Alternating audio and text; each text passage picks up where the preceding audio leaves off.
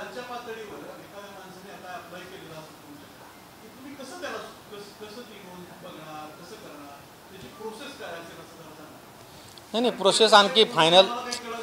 Process आणखी final झालेली नाही आहे. उद्या आम्ही काल बैठक झाली, जी पत्र आलेलं आहे पत्र तुम्हाला सगळ्याला माहीत आहे आणि माझ्याकडून काही उलटं सुलटं वधवून रेकॉर्ड नका करू. त्यामुळं त्याचं ट्रेनिंग होणार आहे. त्याचं ट्रेनिंग झाल्यानंतर आम्ही तुम्हाला म्हणजे जे पत्र आलं आहे त्याच्या संदर्भामध्ये शासनाचा आग्रह आहे की जी समिती ग्राम पातळीवर गठीत केलेली आहे ते अर्ज आत्तापर्यंत आपल्या जिल्ह्यामध्ये एकही अर्ज पेंडिंग नाही आहे. आपल्याकडे जेवढे अर्ज आले होते जातीच्या प्रमाणपत्रासाठी आपल्याकडच्या नोंदी आणि आपल्याकडच्या तालुकास्तरीय कमिटीने रिकमेंड केलेले म्हणजे आपला एकमेव जिल्हा आहे की तिथं एकही कास्ट सर्टिफिकेट देण्याचं पेंडिंग नाही आहे. नंबर 1. नंबर 2, आता हा 2 सप्टेंबरला जो शासन निर्णय निर्गमित झाला ज्याच्यामध्ये ग्रामस्तरीय समिती गठीत केलेली आहे.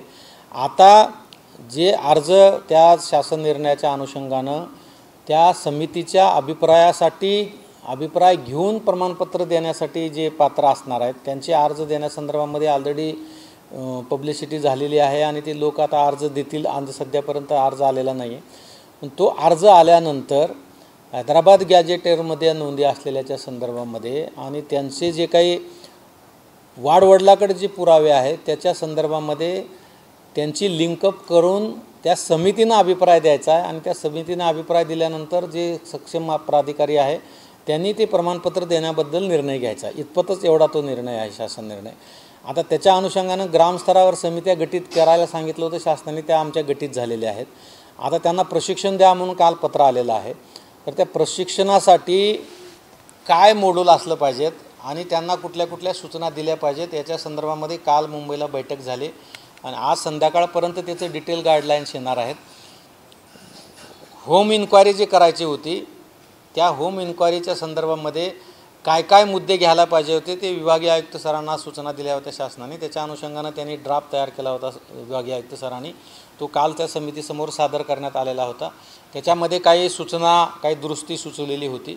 त्या पण इन्क्वायरीचा नमुना काय असावा, रिपोर्टिंगचा नमुना काय असावा आणि रिपोर्टिंग करताना काय काय गोष्टी बघायच्या किंवा चौकशी करताना काय काय गोष्टी बघायच्या याच्या संदर्भातलं डिटेल गाईडलाईन्स आज संध्याकाळपर्यंत अपेक्षित आहे.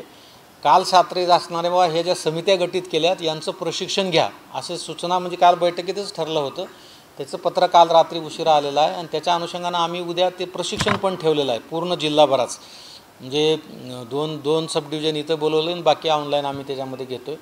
पण ते जर गाईडलाईन आज संध्याकाळपर्यंत आलं नाही तर ते उद्याच्या ऐवजी परवा घ्यावं लागेल. म्हणजे प्रशिक्षण देताना गव्हर्नमेंटकडून जे काही डिटेल येणार आहे ते आम्ही तुम्हाला सगळ्यांना देऊ.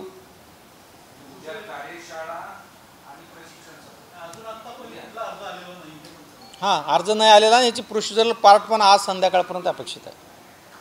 हैदराबाद गॅजेटियर लागू करण्यासंदर्भातल्या एक पत्र आलेलं आहे, काल तुम्ही आता सांगितलं.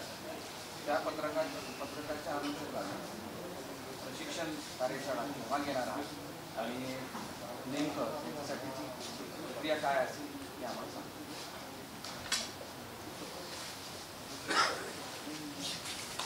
2 सप्टेंबर 2025 रोजी जो शासनाने निर्णय घेतला आणि तो शासन निर्णय निर्गमित केलेला आहे त्याच्या अनुषंगानं ग्राम पातळीवर एक समिती गठीत करण्यात आलेली आहे.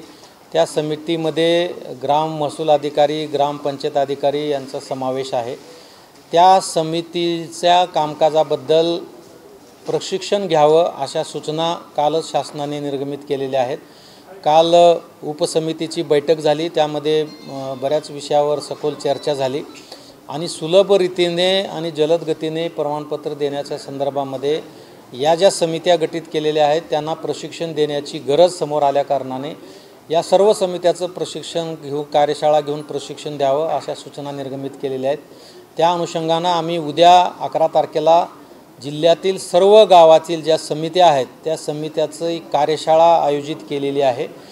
त्या समित्यांच्या कार्यपद्धती आणि त्यांना सखोल असं मार्गदर्शन करण्यासाठी काही मार्गदर्शक सूचना शासनाकडून येणार आहेत. त्या आज संध्याकाळपर्यंत आम्हाला प्राप्त होतील आणि त्याच्या आधारे आम्ही सखोल असं प्रशिक्षण देऊन संभाजीनगर जिल्ह्यातील प्रत्येक समिती ही अतिशय कार्यक्षम करून जलद गतीने काम करण्यासाठी त्यांना सक्षम करण्यासाठी आमचा प्रयत्न असणार आहे. सर पेंडन्सी किती आहे सर्टिफिकेटची आपल्याकडे? पेंडन्सी किती आहे? नाही, सध्या या संदर्भामध्ये कुठलाही अर्ज छत्रपती संभाजीनगर जिल्ह्यामध्ये प्रलंबित नाही आहे. आम्ही परवाच याच्याबद्दल तालुक्याने आढावा घेतला होता. आज रोजी अर्ज प्रलंबित नाही आहेत, परंतु आता ह्या नवीन शासन निर्णयानुसार नागरिक निश्चितपणे अर्ज करतील आणि ह्या नवीन शासन निर्णयातली जी काही कार्यपद्धती नमूद करून दिलेली आहे त्याच्या पद्धतीनं जलद गतीने काम करून आम्ही ते प्रमाणपत्र देण्याचं नियोजन केलेलं आहे. थँक्यू, आभारी आहे.